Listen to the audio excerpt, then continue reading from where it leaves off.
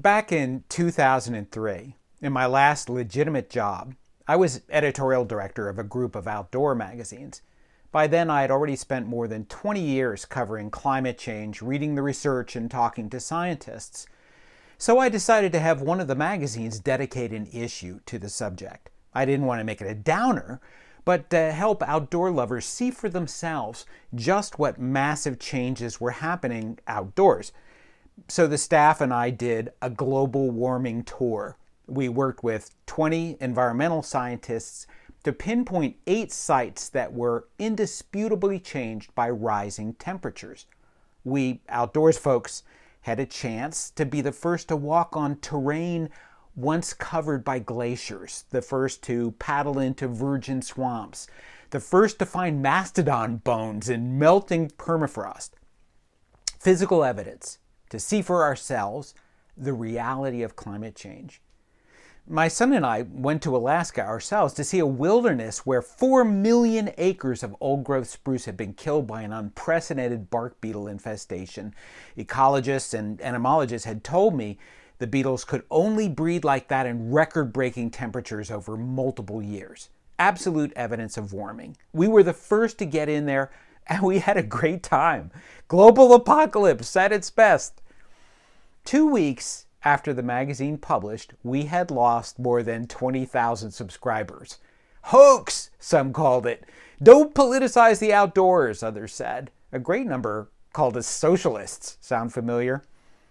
I've been thinking about that incident this year for obvious reasons. I don't have to tell you that our realities, our understanding of facts and circumstances tend to be seen these days through tribal lenses. Are the Black Lives Matter demonstrations protests or riots? Do guns protect their owners or actually put them in harm's way? Bring up this subject and people immediately start judging you, not just for which side you're on, but which tribe you're in. Issues like income inequality or abortion or voter fraud or coronavirus or foreign interference in elections. And talk about these, and the facts should actually help us find solutions. But as you probably know, in a tribal culture, facts do more harm than good in a disagreement. Opponents just dig in further. What's causing us to get more tribal, more divided, more distrustful of facts that buck up against our side of things? Many of the causes are familiar to you. The segregation of Americans into landslide districts, geographic pockets of unanimity, social media, the collapse of the middle class, America's original sin of slavery, and so forth. None of the solutions to these factors seem all that immediately practical. They won't change our discourse right away. But let me suggest another factor that's screwing up the way we talk, a problem that we can work on right away.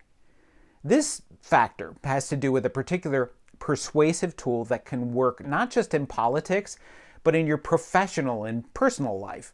We'll begin at the beginning, when Aristotle wrote the book on rhetoric, the study of influential language and symbols, the original art of persuasion. His book on rhetoric was probably the last he ever wrote after he covered politics, poetics, ethics, and just about everything else.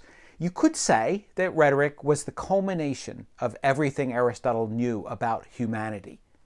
You may know the basic tools of persuasion that Aristotle described. Logos comprises the rational part of rhetoric, working with what the audience believes to be true.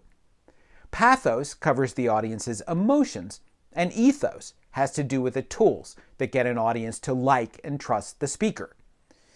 In a perfect world, Aristotle wrote wistfully, cases should be, quote, fought on the strength of the facts alone. But here was the guy who invented logic, and late in life, he had to admit that logic was not the most persuasive tool. Instead, we're persuaded by whether we trust and like the speaker. Aristotle blamed this fact, which, by the way, has been confirmed by a great deal of modern research in the social sciences and neuroscience, on our sorry human nature. His words, not mine. There are times in history when rational speech can make a difference. We'll get to that in a bit. But first, let's look at ethos, or the rhetorical art of character. Aristotle broke ethos down into 3 traits that you want your audience to think you have: Practical wisdom has to do with whether people think you know what you're doing and whether you can solve a particular problem of the moment. Disinterest means you have the audience's interest in mind. You're not in this for your own gain, and you don't represent any special interests. Finally, virtue. A virtuous leader shares the audience's values and usually lives up to them personally, usually. I sum up these three traits as craft, caring, and cause. You have the knowledge and experience, the craft. You care at least as much for your audience as you do for yourself. And you represent a higher cause, the values your audience holds most deeply. At certain times, craft wins out. At other times, virtue. While you might want a virtuous priest to hear your confession, you probably don't want him to take out your appendix. You'd want a surgeon who knows his craft. As for disinterest or caring, well, even my computer dictionary doesn't know the meaning of that word. The concept of a selfless leader has mostly disappeared from our culture. By the way, I tell young people that a great way to make your resume more persuasive is to analyze it for craft, caring, and cause. You probably already emphasize your education and experience, your craft, but can you demonstrate to an employer your love of working in teams? Are you more interested in the company than in how much vacation it offers? And do you represent the employer's values? Back to our screwed up discourse. Aristotle defined three types of rhetoric, determined by what tense they entail. And this is where we get to the crux of the matter. The rhetoric of the past is forensic rhetoric. It has to do with forensics, crime and punishment, who done it, and what to do about the culprit. It's the language you hear in the courtroom and in every episode of Law and Order. The scripts for that TV show are almost entirely in the past tense because that's what forensic rhetoric covers, the past. The present tense is about demonstrative rhetoric, which has to do with values, what's good and what's bad, along with who's good and who's bad. Present tense rhetoric is often called sermonic rhetoric because it tends to sermonize. It's also called tribal rhetoric for what should be obvious reasons. Aristotle's favorite rhetoric, deliberative, has to do with the future, about the choices we make as a group that affect the future. He said this was the language of politics, the art of mutual problem solving, choices that affect the future. Now, when we think of our current politics and what the tenses and topics tend to be, it doesn't look good. They want to destroy your suburbs. These hellish events will continue to become more common, more devastating, and more deadly. Let me tell you a story about a real-life example of what Aristotle was talking about. It involves my son George when he was 15 years old. One winter morning some years ago, I was in the bathroom getting ready to brush my teeth, and I discovered that the toothpaste tube had been squeezed dry. Being the father of a teenage son, I was pretty sure who the culprit was. "George!" I shout, "who used up all the toothpaste?" And I hear a sarcastic voice on the other side of the door. "That's not the point, is it, Dad? The point is, how are we going to keep this from happening again?" Now, he had heard for years that the best way to get yourself out of trouble is to switch the tense to the future, taking it away from present tense forensic rhetoric and its topic of blame, and pivoting to future tense deliberative rhetoric, where together you can solve the problem for all time. I just hadn't known that George had actually been paying attention all those years, and honestly, I was kind of pleased about that. So I let him win. "Okay, George, you win. Now, will you please get me some toothpaste?" And he went down into our freezing basement, I live in New Hampshire, and he got me a tube. He was happy to beat his dad on points, and I got a teenager to run an errand cheerfully. You don't get more consensual than that. So I had started out with a past tense, who used up all the toothpaste. What if I had used present tense, demonstrative, sermonic rhetoric? "George, a good son wouldn't be so thoughtless." How soon do you think I'd get toothpaste? Now, apply this to current politics and our ability to solve the problems we're facing today. Aristotle hoped that future tense, deliberative rhetoric would allow people to weigh choices among each other and decide on the future without coercion or violence.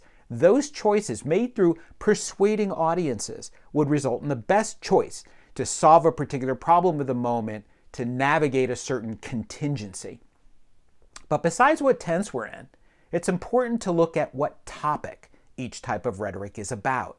Forensic rhetoric is about crime. Demonstrative is about values. And deliberative is about what Aristotle called the advantageous. What's to your audience's advantage? I tell students that if there's a motto to deliberative rhetoric, it's this.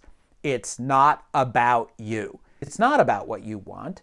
It's about what the audience wants, what's to their advantage. Of course, you can use values in a deliberative argument. We should look up more bean recipes, not only because it's good for us, but because it's better for the planet. But when we avoid deliberative argument altogether, that's where we get into trouble. Back in the 1990s, a researcher named John Gottman at the University of Wisconsin got his poor grad students to watch hundreds of tapes of married couples arguing. Then they tracked down the lifespan of those marriages. They found that the couples who stayed together argued as much as the couples who divorced. The difference was the kind of rhetoric they used. The successful couples used deliberative rhetoric, using their disagreements to solve problems. The divorcing couples used their disagreements to prosecute the marital crimes each had committed on each other, forensic past tense rhetoric, and to prove that the other was a horrible jerk, demonstrative present tense rhetoric about values. You might say that our country is in danger of a divorce. Our discourse in social media and in political speech has become increasingly tribal, using demonstrative present tense rhetoric, value issues, ad hominem attacks, or we're literally prosecuting each other. Sure, that's always been true in politics. But I think rhetoric helps explain, or at least it illustrates, how much worse our speech has gotten. In demonstrative rhetoric, ethos trumps logos. Character or attacks on character outweighs rational speech. When one's leader lies, that's not a scandal to his followers. Instead, it becomes a test of faith. I think that's what happened with my climate change story in Alaska. Back in 2003, I was naive enough to believe that since the science was clear, the Earth was definitely warming thanks to humans burning fossil fuels, we should take a cheerful look at what's happening and argue over what to do about it. That's what deliberative rhetoric, what Aristotle hoped would be the language of politics, is supposed to do. But many of our readers distrusted the science and interpreted my story as proof that the editors belonged in a different tribe, representing all the wrong values. And that was in 2003, 3 years before Al Gore, a center-left politician, started telling the inconvenient truth. At that point, it became positively disloyal for most people who voted against Gore even to acknowledge the possibility of climate change. When logos, rational speech, dominates a conversation, the facts are important. In demonstrative tribal rhetoric, the facts themselves are given a virtue test. Can we trust the source? Americans' trust in our traditional sources of facts, science, government, and journalism has declined dramatically. We've become tribal speakers, depending more on values than on facts. And what goes along with that? Demonstrative present tense rhetoric, which has to do with the good and the bad. Demonstrative rhetoric keeps us stuck in the present, or nostalgic for a more virtuous past, when everybody acted and looked like, Americans. So, our speech has gotten increasingly tribal, focusing on values and using the present tense. When our leaders do occasionally talk about the future, they use pathos, emotion, making us terrified. This is not deliberative rhetoric. Deliberative problem-solving rhetoric doesn't just use the future tense. It focuses on the advantageous, about what's the best choice, the best action to solve a contingency, the problem of the moment. Throughout history, there's been a debate on whether you should decide temporary truths like that, or whether you should follow the voice of God or a human leader chosen by God, or by job creators or the military, take your pick. You have deliberative arguments, temporary, audience-decided, persuasion-driven truth. On the other hand, you have absolute truth, based on values and on our faith in gods and leaders. What would Jesus do? What does the Bible say? What does our leader command? When you govern with an absolute ruler or with absolute truths, and the two often go hand in hand, then public language tends to focus on faith and obedience rather than argument. It focuses on values and the qualities of the tribe. It uses forensic rhetoric to punish wrongdoers and demonstrative sermonic rhetoric to remind people of their tribal values. Whenever democracy dies and gets replaced by a dictatorship, public language tends to change with it. Sometimes the language changes first. It becomes increasingly tribal. This happened to the Roman Republic. It happened during the last century in Europe, and a bit less tragically, it's ruined a lot of marriages. So what can we do about it? Well, we can start with our private and work lives. When you get into a confrontation, think about pivoting to the future. You can blame me for this screw up and call me a jerk, but what we really need to talk about is how to fix the problem. You know, like my son and toothpaste. On a national level, I think we ought to insist more on politicians who describe a positive future and how their policies will lead to it. I see some signs in Biden talking about building back better, and maybe some in the Green New Deal, which doesn't just talk about preventing a climate apocalypse. Trump talks about making the economy better than ever, but both parties spend much of their time scaring us about the future ruination of our country. Journalists should ask for the future, and we voters should vote for it. A future that's to our mutual advantage, as Aristotle would say. We need to see the future not as a train barreling down the track while we hope for someone to save us. We need to see the future as a potential reality, one that we can implement, something we can create, starting with our language.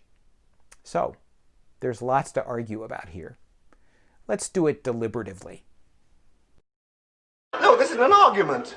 Yes, it is. No, it isn't. It's just contradiction. No, it isn't. Yes, it is. It is not.